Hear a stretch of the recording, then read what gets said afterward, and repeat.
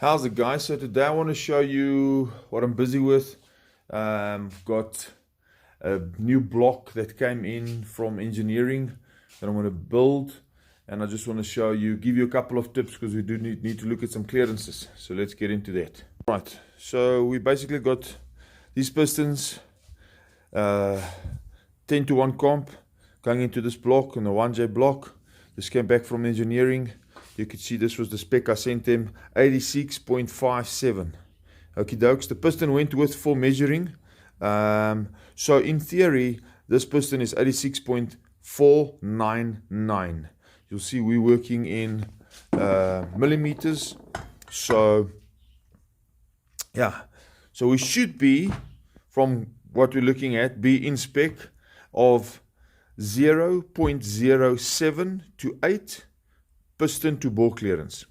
But in any case, so let's see if that is true.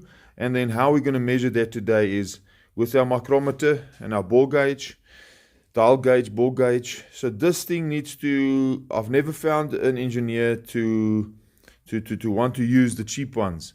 But in every cheap one you got and every expensive one you got sometimes doesn't give you the exact right figures.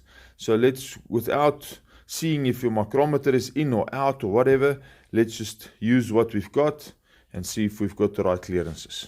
Okay, so let's start with that. Alrighty then, okie dokes. So I normally start, each piston's different. The skirting, the sizes you should take should be more or less a quarter of an inch down or a couple of 2 centimeters. So we'll start there, open it up a little bit, and as I move up, I see where it gets tighter. It gets tight there, more, that's where it's tight. I open it a little bit more and see if it gets less or more. So I know more or less there, that is where we are. I'm going to click this, and I'm moving it this way to see what movement I've got. I'm also moving it a little bit this way to see that we don't have the right amount. So looking at that, there you can see there's not a lot of movement there. Also that's pinching up nice and tight. So what is too tight and what is not tight? So too tight is when I pick, if I can pull it and still pick it up, but just right is when I pick it up this way and the piston slips out. Okay, so I know I've double checked everything. I've seen it goes around. It's sitting nice and tight on the piston, but not too tight. That still feels a little bit tight to me.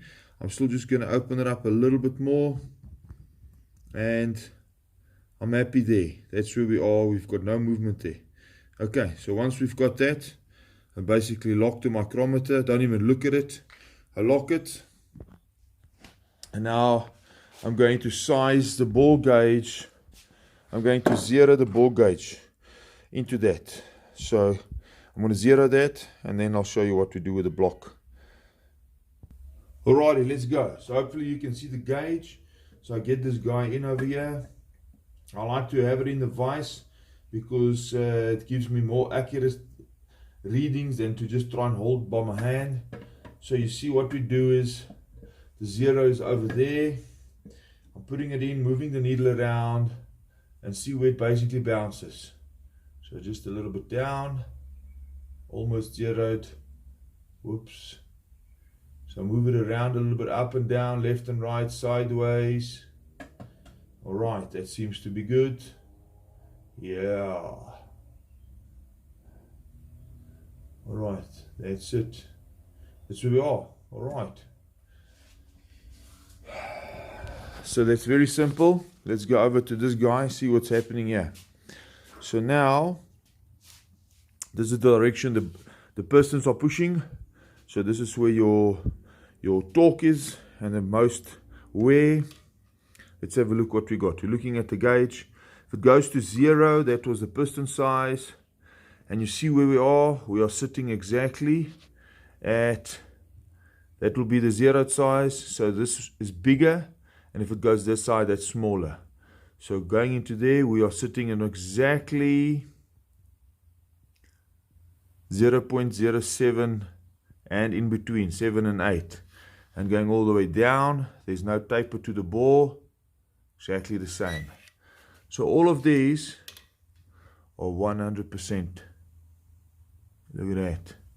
0.7, 5, 6, 7. We are on the dot. Okay, so that's the easiest way to check your bore. Exactly. All of them exactly the same. Easiest way to check your bore with a cheapy micrometer. Alright, don't need expensive stuff.